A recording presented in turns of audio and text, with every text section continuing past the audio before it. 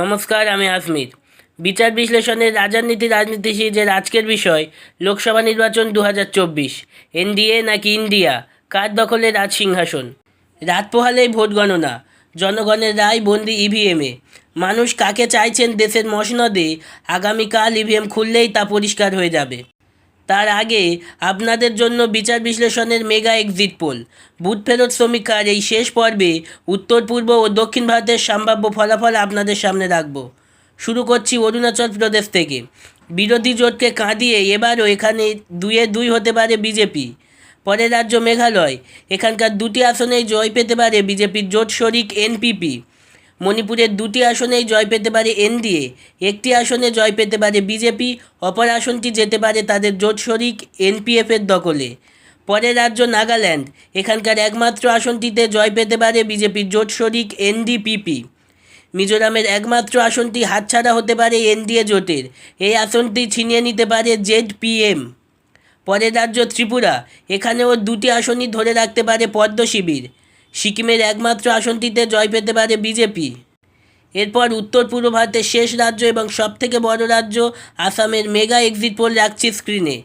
14 আসন বিশিষ্ট এই রাজ্যে 11টি আসনে জয় পেতে পারে এনডিএ, বিজেপি 9 এবং তার জোট শরিক এজিপি 1, ইউপিপিএল 1।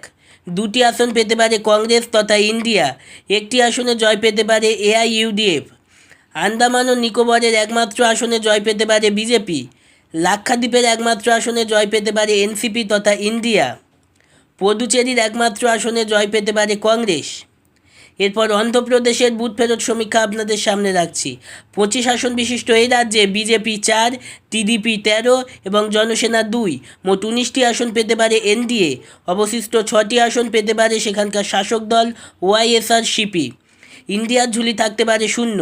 এরপর কর্ণাটকের রাজনৈতিক মানচিত্র আপনাদের সামনে রাখব। 28টির মধ্যে 24টিতে জয় পেতে পারে এনডিএ, বিজেপি 22 এবং জেডিএস 2। 4টি আসনে জয় পেতে পারে Congress.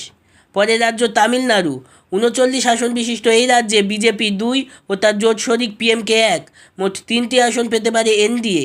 DMK 19, INC 7, CPIM 2, CPI 2, IUML 1 এবং ভিসেকে 1, মোট 32টি আসন পেতে পারে ইন্ডিয়া। ডিএমডিকে 1 ও এআইএডিএমকে 3, মোট 4টি আসন পেতে পারে এনডিএ এবং ইন্ডিয়া বিরোধী জোট। পরের রাজ্য কেরালা, এখানে 20টি আসনের মধ্যে একটি আসনে জয় পেতে পারে বিজেপি। অবশিষ্ট 19 আসনই যেতে পারে ইন্ডিয়া জোটের দখলে। কংগ্রেস 9, আইইউএমএল 2, আরএসপি 1, কেসি 1, সিপিআইএম 4, সিপিআই 1 এবং কেসিএম 1। দক্ষিণ ভারত তথা গোটা দেশের শেষ রাজ্য তেলেঙ্গানা, 17 আসন বিশিষ্ট তেলেঙ্গানায় 7টি আসন পেতে পারে বিজেপি তথা এনডিএ, 7টি আসন পেতে পারে কংগ্রেস তথা ইন্ডিয়া, 2টি আসন পেতে পারে বিআরএস, একটি আসন পেতে পারে এআইএমআইএম। গোটা দেশের 543 আসনের মধ্যে বিজেপি 316 ও জোট শরিকদের 63, মোট 379টি আসন পেতে পারে এনডিএ।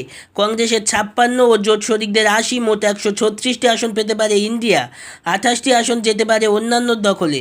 অর্থাৎ বিচার বিশ্লেষণের সমীক্ষায় ইঙ্গিত, মোদি অমিত শাহর স্বপ্নের 400 পার না হলেও বিরাট সংখ্যাগরিষ্ঠতা নিয়ে আরও একবার দিল্লির মসনদে বসতে চলেছেন প্রধানমন্ত্রী নরেন্দ্র মোদী।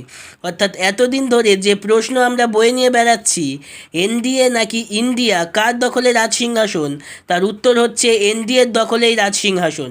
এই সমীক্ষা আদতে কতটা সঠিক তা জানা যাবে আগামীকাল।